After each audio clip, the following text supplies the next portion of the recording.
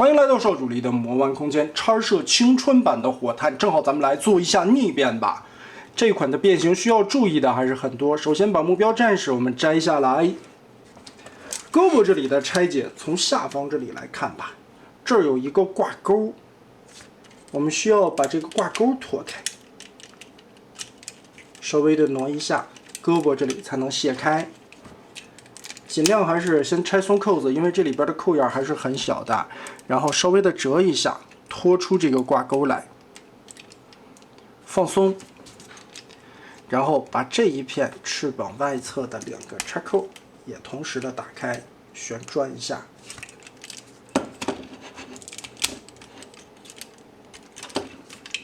好，全部挪开，腰部这里往下撇一撇。 脱开脚尖上方的2个扣子，再把这一块整个的打松，同时脱开腿部外侧这里锁定的双向扣子折回去，这里边打开后方立起来的尾翼双关节，我们折回来，挪到下方档位的这个扣子摆成斜着的角度，这个时候再把膝盖 180度折叠解放出来，另外的一边也是调整后方的一块尾翼啊，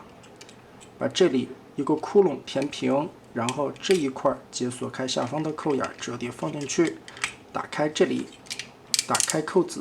，180度翻开，腿部这里的变形，脚踝90度立起来，打开里边的小盖板，然后把这一块旋转180度，中间的滑槽压扁，往外折一点点。 后方这里的起落架掰开，下方这里凸点的位置旋转到这一侧，缩短这一节，1段卷、2段卷，蛋卷式的把腿肚子包好，膝盖的位置稍微挪一下，把这一块平摊过来，打开下方的盖子，旋转180度，包裹过来，扣眼结合，大腿平移，把这一块缩回去，上半个的变形，后方的这一块往下滑动。 然后顺着前方这里手垫在这儿，打开上方的盖子，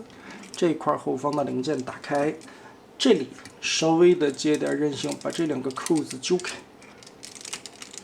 然后整个的往后翻，把它立起来，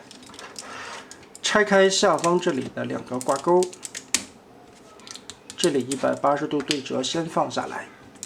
这一块转横一个90度。 两边都转过来，然后两侧的挡肉零件往内折叠，根部这里的小尾翼造型零件顺着这个弧线180度滑出来，再立起来，顺着这个地方的滑槽往下拉，拉到底葫芦锁，哒哒把它锁上。另外的一侧同样把这里边的尾翼让出弧线滑过来，滑道锁下去。背包先处理成这个样子。 然后整个后背拉起来，腾出更多的空间，让一下脑袋方向的位置，把这个头从里边掏出来，翻转180度，再顺着这个窟窿顶一下，顶起来胸板，把前起落架藏进去，外边的这一节延长，把胸口盖起来，后方肩膀的这个位置90度往上立。 打开以后，顺着这一块的滑槽提上来，滑动。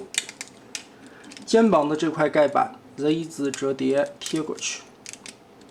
贴成这个样子。这边也是90度立上来，然后顺着根部的滑道，把这一块提到最上方，然后 Z 字折叠贴好。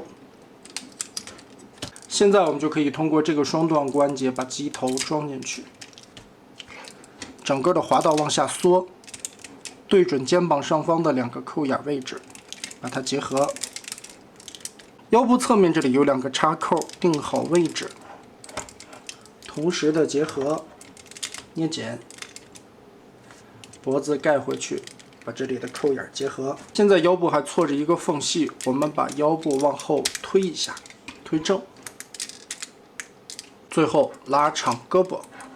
盖板打开，翻出拳头，